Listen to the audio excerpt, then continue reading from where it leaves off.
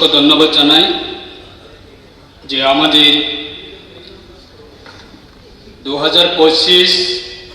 এবং এই অর্থবর্ষের আমাদের রাজ্যের মাননীয় অর্থমন্ত্রী ওনার প্রচেষ্টায় যে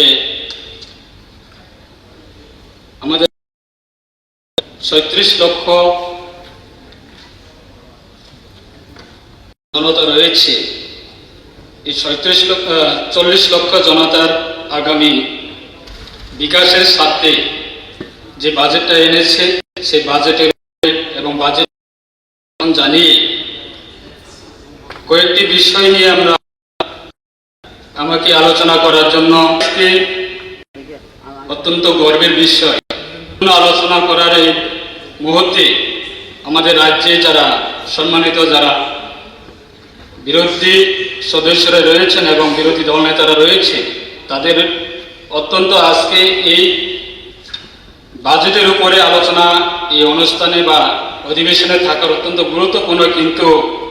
আমরা জানি তারা এই বাজেটের উপরে তারা বিরোধ করবে এবং এই বাজেট আমরা জানি সেটা আমাদের রাজ্যের জন্য প্রত্যেকটা জনগণের স্বার্থে এবং প্রত্যেকটা সেক্টরের স্বার্থে, কর্মচারী হোক বা কৃষক হোক বা ব্যবসাকারী হোক বা যুবক যুবতীদের ক্ষেত্রে হোক বা ছাত্রছাত্রীদের স্বার্থে হোক, এই বাজেট অত্যন্ত, আমি মনে করি এই বাজেট আমাদের রাজ্যের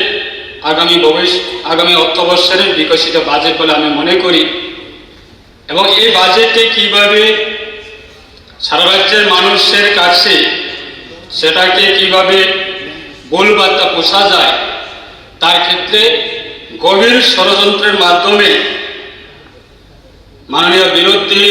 দল নেতা থেকে শুরু করে যারা বিরোধী সদস্যরা আছেন তারা মনে করে যে এই বাজেটটাকে কেন্দ্র করে মানুষের কাছে কিভাবে ভুল বার্তা পৌঁছানো যায় তার ক্ষেত্রে অবশ্যই তারা এই উদ্যোগ গ্রহণ করছে বলে আমি মনে করি। যাই হোক, আজকে আমরা জানি এই বাজেটের আমাদের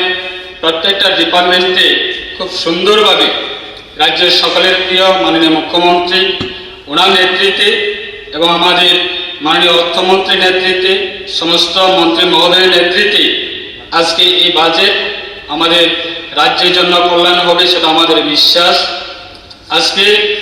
আমরা যদিও দেখি আমাদের এই বাজেট প্রায় 51 পৃষ্ঠা ছাপানো হয়েছে, তার ক্ষেত্রে যদি আমরা দেখি প্রত্যেকটা পাতা সেটা আমরা পড়া সম্ভব হবে না আমাদের, যেহেতু সময় খুব শর্ট। তো যাই হোক, আমি কয়েকটি বিষয় নিয়ে আমি আলোচনা করব। আমাদের সংখ্যালঘু দপ্তরের ক্ষেত্রে আগামী আমাদের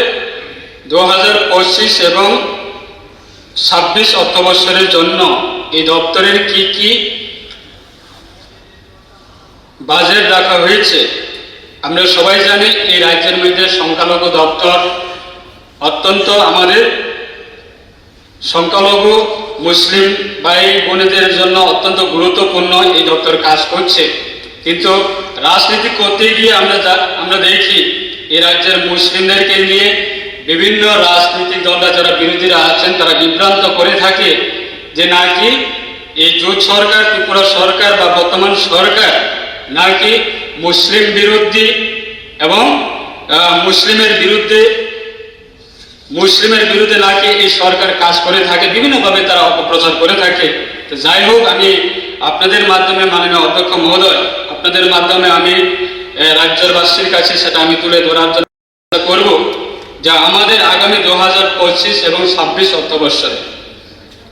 ওয়াকফ বোর্ড সম্পত্তি উন্নয়ন ও সুরক্ষার জন্য প্রায় 1,20,00,000 টাকা ব্যয় করার জন্য পরিকল্পনা হাতে নেওয়া হয়েছে। বর্তমান আমাদের 2024 এবং 25 অর্থবর্ষে আমরা জানি প্রায় 66 লক্ষ টাকা আমাদের রাজ্য সরকারের অর্থ দপ্তরের মাধ্যমে আমাদের এই ওয়াকফ বোর্ড সেটাকে সংরক্ষণ করার জন্য, রক্ষা করার জন্য বর্তমানে অর্থবর্ষে দেওয়া হয়েছে 66 লক্ষ টাকা, 66 লাখ। সেটাকে প্রায় ডাবল করে সেটাকে প্রায় 1,20,00,000 টাকা সেটাকে পরিকল্পনা নেওয়ার জন্য আমাদের অর্থ দপ্তরের মাধ্যমে সেটা রাখা হয়েছে। এবং আরেকটা বিষয়, সংখ্যালঘু আদিবাসী গ্রামীণগুলি বিভিন্ন উন্নয়নমূলক কাজকর্ম এবং সমাধানের জন্য প্রায় রাজ্য সরকারের অর্থ দপ্তরের পক্ষ থেকে প্রায় 5 কোটি টাকা বরাদ্দ করা হয়েছে। এবং এছাড়া আমাদের ভারতবর্ষের প্রধানমন্ত্রী জনবিকাশ কার্যক্রমের মাধ্যমে পিএমজেবিকে অধীনে সংখ্যালঘু আদিবাসী ব্লকগুলিতে অর্থ সামাজিক পরিকাঠামো উন্নয়নের জন্য প্রায় 20 কোটি টাকা বরাদ্দ করা হয়েছে। এবং আরেকটা বিষয়, সংখ্যালঘু শিক্ষার্থীদের আমরা জানি আমাদের রাজ্যের মাননীয় মুখ্যমন্ত্রী ওনার নেতৃত্বে আমাদের এই রাজ্য 2018 বিধানসভা করে আমরা সেটা দায়িত্ব নিয়ে বলতে পারি, অন্তত আমাদের রাজ্যের শিক্ষার ব্যবস্থা অত্যন্ত সেটা খুব সুন্দরভাবে সেটাকে আপগ্রেডেশন করা হয়েছে। এবং শিক্ষার ব্যবস্থা যাতে আমাদের রাজ্যের প্রত্যেকটা সমাজের মানুষ যাতে শিক্ষার ব্যবস্থা এবং শিক্ষা যাতে করতে পারে, শিক্ষা সেইগুলি ব্যবস্থা যাতে পৌঁছে দিতে পারে, তার জন্য রাজ্যের মাননীয় মুখ্যমন্ত্রীর নেতৃত্বে সেগুলি কাজ করছে। এবং সেটাকে কেন্দ্র করে আমাদের সংখ্যালঘু দপ্তরের যে সংখ্যালঘু শিক্ষার্থীদের প্রি ম্যাট্রিক ও পোস্ট ম্যাট্রিক ছাত্র খাতের জন্য প্রায় 9,35,00,000 টাকা বরাদ্দ করা হয়েছে। এবং বর্তমান অর্থবর্ষে প্রায় সেটা আসলো প্রায় 8.5 কোটি টাকা, সেটাকে বাড়িয়ে প্রায় 9,35,00,000 সেটা বরাদ্দ করা হয়েছে। এবং 2025-26 অর্থবর্ষের জন্য আমরা জানি আমাদের সারা রাজ্যের ক্ষেত্রে আমরা দেখি আমাদের আগরতলা বা আমাদের রাজধানী আগরতলা শহর এলাকাতে আমাদের মুসলিম সম্প্রদায়ের জন্য উচ্চশিক্ষিত শিক্ষা নেওয়ার জন্য তাদের একটা ছাত্রনিবাস রয়েছে মেলার মাঠে। সে জায়গাটা আপগ্রেডেশন করার জন্য প্রায় 60 জন স্টুডেন্ট আরও যাতে ইনক্রিজ করা যায়, 60 জন স্টুডেন্ট যাতে সেই ছাত্রনিবাসে থাকার ব্যবস্থা যাতে করা যায়, তার জন্য আমাদের অর্থ দপ্তরের পক্ষ থেকে প্রায় স্পেশাল প্যাকেজ বা স্পেশাল ফান্ডিং এর মাধ্যমে প্রায় 3,51,00,000 টাকা ব্যয় হবে যে ওই হোস্টেলটাকে পূর্ণভাবে মানে কমপ্লিটলি সেটাকে করার জন্য। তাই আমাদের বিশ্বাস আগামী নভেম্বর এবং ডিসেম্বরের মধ্যে সেটা সম্পন্ন হবে। তখন আমরা সেটা প্রায় সারা রাজ্যের ক্ষেত্রে বা দূর দূরান্ত থেকে যারা মুসলিম সম্প্রদায়ের যারা উচ্চশিক্ষিতা বা ডিগ্রি কলেজে যারা পড়াশোনা করেন তাদের থাকার ব্যবস্থা হবে। এবং আরেকটা বিষয়, আমরা এই অর্থবর্ষে খুব একটা ইম্পর্টেন্ট আমরা স্কিম দেখেছি আমাদের রাজ্যের মাননীয় মুখ্যমন্ত্রীর ওনার সহযোগিতায়, যে দুস্থ সংখ্যালঘু পরিবারগুলি জীবনযাপন মনোনয়ন জন্য আমি একটি নতুন প্রকল্প সেটা চালু রাখার প্রস্তাব রেখেছি। এই প্রকল্পটার মাধ্যমে যে আমাদের মুসলিম সম্প্রদায়ের মধ্যে যারা ছোট ছোট ব্যবসা করে থাকেন তাদের সুবিধাতে তাদেরকে অর্থনৈতিকভাবে আমাদের এই দপ্তর তাদেরকে অর্থনৈতিক সাহায্য করবে এবং তারা অর্থনৈতিক সেই সাহায্যের মাধ্যমে তারা নিজেকে আত্মনির্ভর করা এবং নিজেকে অর্থনৈতিক শক্তিশালী করার ক্ষেত্রে সেটা লাভবান হবে। এবং সেটা আগামী 2025 এবং 26 অর্থবর্ষে সেই প্রকল্প চালু হবে। এবং আরেকটা বিষয় আমরা জানি যে আমাদের যারা এই রাজ্যের এক সময়ে প্রায় দীর্ঘ সময় ধরে তারা এই রাজ্যের তারা শাসক ছিলেন, আজকে তারা আমাদের এই অধিবেশনে বা হাউজের মধ্যে নেই, কিন্তু তারা আমাদের এই অধিবেশন চলাকালীন সময়ের মাধ্যমে মাননীয় অধ্যক্ষ মহোদয়ের মাধ্যমে আমি সেটা রাজ্যের মানুষের কাছে সেটা অবগত করতে চাই যে আমাদের এক সময়ে আমাদের এই রাজ্যের প্রায় 19টা জনজাতি গোষ্ঠীর মধ্যে একটা জনজাতি গোষ্ঠী সেটা হচ্ছে খুব অউন্নত আমাদের রিয়াং সম্প্রদায়। তার জন্য আমাদের ভারত সরকারের একটা দপ্তর রয়েছে পিবিটিজি। এই পিবিটিজি দপ্তরের মাধ্যমে ভারতবর্ষের প্রত্যেকটা জনজাতি যারা অউন্নত তাদেরকে উন্নত করার জন্য এই দপ্তর করা হয়েছে। এবং এই দপ্তরের মাধ্যমে পিবিটিজি দপ্তরের মাধ্যমে সেটা ত্রিপুরার ইতিহাস যে আমরা কোনোদিনে সেটা ভাবতে পারি না। আজকে প্রায় রিয়াং সম্প্রদায় এক সময় বন জঙ্গলে তারা জুম চাষ করত এবং তঙ্গর বানিয়ে বন জঙ্গলের মধ্যে তারা বসবাস করত। আর আজকে দিনে দাঁড়িয়ে আমাদের 2018 সরকার পরিবর্তন হওয়ার পরে আমাদের এই রিয়াং জনজাতিদের জন্য এবং সেটাকে প্রধানমন্ত্রীর নেতৃত্বে প্রধানমন্ত্রীর প্রকল্প সেটাকে বানানো হয়েছে। সে পিএম জন্ম এই প্রকল্পের জন্য আমাদের রাজ্যে প্রায় 570 কোটি টাকা 570 লক্ষ টাকা আমাদের রাজ্যে জনজাতি রিয়াং পিবিটিসিদের জন্য সেটা স্যাংশন করা হয়েছে এবং আজকে পর্যন্ত প্রায় 314 কোটি 48 লক্ষ টাকা সেটা ব্যয় করে তথা খরচ করে তাদের বিভিন্ন সেক্টরে প্রায় আমাদের রাজ্যে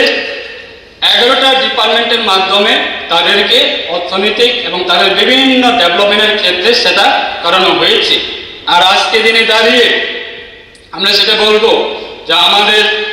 এক সময় আমাদের রিয়াংয়ের যে সমস্যা, প্রায় ব্রু রিয়াং শরণার্থী প্রায় 20 থেকে 25 বছরের একটা পেন্ডিং ইস্যু, যা আমাদের ওই কাঞ্চনপুর 10টা নার্সিং পাড়াতে ছিল, কিন্তু তাদেরকে বিগত প্রায় 25 বছর লাগাতার এই রাজ্যে যারা আমাদের এই মাননীয় বিরোধী দলনেতা, উনিও এক সময়ে এই রাজ্যের বিধায়ক ছিল এবং মন্ত্রীও হয়েছে এবং লোকসভার মাননীয় সদস্যও হয়েছে, কিন্তু ওনার সময়ে আমরা কোনোদিনে আমাদের ওই মিজোরাম থেকে তাড়িয়ে দিয়েছে এবং কাঞ্চনপুরে যারা প্রায় 20 থেকে 25 হাজার রিয়াং শরণার্থী বসতি এবং প্রায় 20 থেকে 25 বছর তারা ওই কাঞ্চনপুরে কোনো পার্মানেন্টলি তাদেরকে এই রাজ্যের মধ্যে বসবাস করতে হবে, তারা কোনোদিনে দাবি তুলেনি। কিন্তু আমাদের সরকার 2018 বিজেপি এবং আইপিএফটি এবং বর্তমানে হয়েছে আমরা ত্রিপুরা মমতা প্রায় 3 দল মিলে, তখন আমাদের বিজেপি এবং আইপিএফটি সরকার আসার পরে যে তাদেরকে ত্রিপুরার পার্মানেন্টলি সিটিজেনশিপ দেওয়ার জন্য আমাদের রাজ্য সরকার সেটা ইনিশিয়েটিভ নিয়ে ভারত সরকারের স্বরাষ্ট্রমন্ত্রীর কাছে সেই প্রস্তাব নিয়ে আজকে সিদ্ধান্ত নিয়েছে। এবং আজকে কয়েকদিন আগে আমরা শুনেছি যে তাদের নাকি যারা এই রাজ্যে যারা রিয়াং ব্রুস রিসেটেলমেন্ট যারা বসবাস করছে তাদের ওই ক্যাম্পে নাকি বিভিন্ন সমস্যা হচ্ছে। তো সেইগুলি আমরা বলবো যে আমাদের রাজ্য সরকারের আমাদের রাজ্যের মাননীয় মুখ্যমন্ত্রীর নেতৃত্বে সেটা অবশ্যই আমাদের এই দপ্তরের সহযোগিতায় অবশ্যই সেইগুলি আমাদের ভারতবর্ষের প্রধানমন্ত্রী জনগণ প্রধানমন্ত্রী এবং মাননীয় স্বরাষ্ট্রমন্ত্রী অমিত শাহের নেতৃত্বে তাদেরকে পার্মানেন্টলি প্রবলেমগুলি সলভ করে দিয়েছে এবং আগামী দিনেও তাদেরকে বিভিন্ন ইস্যু নিয়ে আমাদের রাজ্য সরকার অবশ্যই সেগুলি সিদ্ধান্ত নেবে। এবং আরেকটা বিষয়, আজকে স্বশাসিত জেলা পরিষদকে নিয়ে যারা আমাদের রাজ্যে বিশেষভাবে এই স্বশাসিত জেলা পরিষদকে নিয়ে রাজনীতি করে যারা বিরোধী, আজকে দিনে দাঁড়িয়ে আমাদের রাজ্যের মধ্যে কংগ্রেস বা কমিউনিস্ট, তাদের অবস্থা আমরা যদিও দেখি, যখন এই রাজ্যে লাগাতার প্রায় 20 বছরের মুখ্যমন্ত্রী ছিলেন প্রাক্তন মুখ্যমন্ত্রী মানিক সাহা, উনি যখন 20 বছর প্রাক্তন মুখ্যমন্ত্রী মানিক সরকার মাননীয় অধ্যক্ষ মহোদয়, এই রাজ্যে 20 বছরের প্রায় লাগাতার 20 বছরের মুখ্যমন্ত্রী ছিলেন মানিক সরকার। উনি যখন মুখ্যমন্ত্রী হওয়ার আগে তখন কমিউনিস্টের সম্পাদক ছিল 1988 থেকে বোধহয় 93 পর্যন্ত, তখন উনি কমিউনিস্টের সম্পাদক এবং পলিট ব্যুরো সদস্য ছিলেন। তখন উনি আগরতলা প্রেস ক্লাবে বসে তাদের নেতৃত্বের সঙ্গে তারা প্রেস কনফারেন্স করেছিলেন যে আমরা যদি এই ত্রিপুরাতে যদি ক্ষমতা আসে তখন আমরা এই স্বশাসিত জেলা পরিষদকে আমরা ইনার লাইন পারমিট দেব, অধিক ক্ষমতা দেব। কিন্তু যখন ক্ষমতা এলো তাদের এই যে তাদের প্রতিশ্রুতি এবং তাদের ম্যানিফেস্টোনেও ছিল যে যদি আমরা ত্রিপুরার ক্ষমতাতে আসে তখন আমরা স্বশাসিত জেলা পরিষদকে আমরা আপগ্রেডেশন করে অধিক ক্ষমতা দেব এবং ইনার লাইন পারমিট দেব। তাদের এই যে দাবিগুলি যখন তারা ক্ষমতা এলো, তখন এই রাজ্যের জনজাতিদের জন্য তারা কোনোদিনে কথা বলেনি। তার কারণে আজকে 2018 বিধানসভা নির্বাচনে আমাদের সারা রাজ্যে, ত্রিপুরা রাজ্যের প্রায় জনজাতি অংশ, প্রত্যেকটা সম্প্রদায় কমিউনিস্টকে পার্মানেন্টলির জন্য ত্রিপুরা থেকে তাদেরকে বিদায় দেওয়া হয়েছে। কিন্তু আজকে এই অধিবেশন চলাকালীন সময়ে কিভাবে ষড়যন্ত্র তৈরি করে আবার মানুষের মধ্যে কিভাবে ঢোকার ব্যবস্থা করা যায়, এই ষড়যন্ত্র তারা করছে। তাই আগামী দিনে আমাদের বিশ্বাস, সেটাকে ওভারকাম করার জন্য আমাদের দেশের প্রধানমন্ত্রী নরেন্দ্র মোদীজির নেতৃত্বে এবং প্রাক্তন মুখ্যমন্ত্রী আমাদের ত্রিপুরার 2018 পরে বিপ্লব কুমার দেবজির নেতৃত্বে এবং বর্তমান রাজ্যের মাননীয় মুখ্যমন্ত্রীর নেতৃত্বে এখন আমাদের জনজাতির অংশের এই স্বশাসিত জেলা পরিষদকে নিয়ে, যেহেতু কমিউনিস্ট কোনো কিছু করেনি, যেহেতু কমিউনিস্ট দীর্ঘ বছর সময় থাকার পরেও তারা কোনো কিছু করেনি, তার জন্য আমাদের সরকার ক্ষমতা আসার সঙ্গে সঙ্গে স্বশাসিত জেলা পরিষদকে সেটাকে আপগ্রেডেশন করার জন্য 125তম আইন সংশোধন করে টিটিসি গঠন করার জন্য আমাদের রাজ্য সরকারের ক্যাবিনেটের মাধ্যমে সিদ্ধান্ত নেওয়া হয়েছে। সেটা আমাদের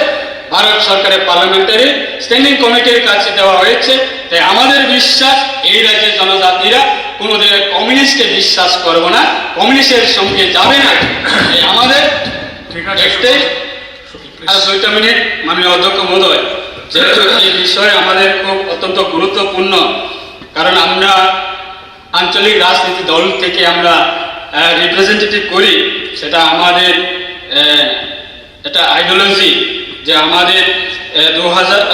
গত 21 তারিখ আমাদের এই বাজেট সেশন শুরু হওয়ার সময় আমরা জানি সারা রাজ্যের ক্ষেত্রে ছাত্র সংগঠন টিএসএফ এবং বিভিন্ন ছাত্র সংগঠনের মাধ্যমে বন্ধ ডাকা হয়েছে এবং সারা রাজ্যের ক্ষেত্রে সারা রাজ্যের প্রত্যেকটা মানুষের বিভিন্ন ধরনের অনেক সমস্যা হয়েছে মনে হয়। কিন্তু সেটাকে কেন্দ্র করে আমরা আমাদের যে ককবরক ভাষা, আমরা জানি ভাষা যে কোনো জাতির অস্তিত্ব, এবং যে কোনো জাতি যদি উন্নত হতে গেলে তাদের ভাষাগত সেটা খুব স্ট্যান্ডার্ড এবং ভাষাগত কোনো সমস্যা থাকার প্রয়োজন নেই, তখন উন্নত করতে পারবে। তাই সেটাকে কেন্দ্র করে যেহেতু আমাদের রাজ্য সরকারের রাজ্যের মাননীয় মুখ্যমন্ত্রী উনি বিভিন্ন সময়ে বিভিন্ন সমস্যাগুলি সমাধান করে থাকে এবং আমাদের রাজ্যেও উনি খুব অনেস্টলি ভাবে উনি খুব কাজ করে থাকে। তাই আমাদের বিশ্বাস যে আমাদের এই লং পেন্ডিং ইস্যু যে আমাদের ককবরক ভাষা, সেটাকে রোমান স্ক্রিপ্টের ভাবে সেটা লিপি করা আমাদের সরকারের কাছে এবং রাজ্যের মাননীয় মুখ্যমন্ত্রীর কাছে সেটা আবেদন করব। যেমন আমরা দেখি আমাদের আসামের মাননীয় মুখ্যমন্ত্রী উনি ডিমা হাসাও বা বিভিন্ন ছোট ছোট সম্প্রদায়ের জন্য